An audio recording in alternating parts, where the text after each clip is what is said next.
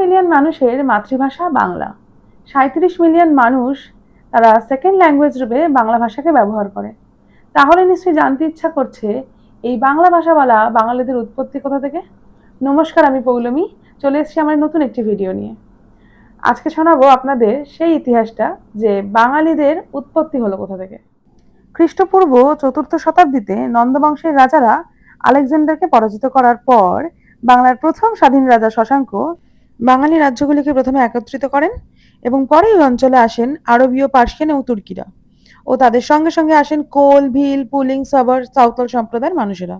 অনেকে আমরা মনে করে প্রাচীন মঙ্গল ও দ্রাবিড় উপজাতির সংমিশ্রণে তৈরি হয়েছে আজকের এই বাঙালি জাতি। পৃথিবীর বিভিন্ন প্রান্ত থেকে বিভিন্ন সময় বিভিন্ন জনগোষ্ঠীর সংমিশ্রণ ঘটেছে এই বাংলায়। তাই বাঙালিদেরকে বর্ণসংকর জাতি হিসেবে বললেও ভুল বলা হবে না। এই বিভিন্ন সম্প্রদায়ের মানুষ একত্রিত হয়ে গড়ে উঠেছে মাল্টি এথনিক বেঙ্গলি কমিউনিটি, যা আজ বর্তমান প্রজন্মের বাঙালিদের মূল হিসেবে গণ্য করা হয়। নমস্কার, আজকে আমার ভিডিওটি এখানেই শেষ করলাম এবং ভিডিওটি ভালো লেগে থাকলে আমার চ্যানেলটি সাবস্ক্রাইব করে আমার পাশে থাকবেন। আরও অনেক অনেক ইতিহাসের টুকরো গল্প শোনাবো। ধন্যবাদ।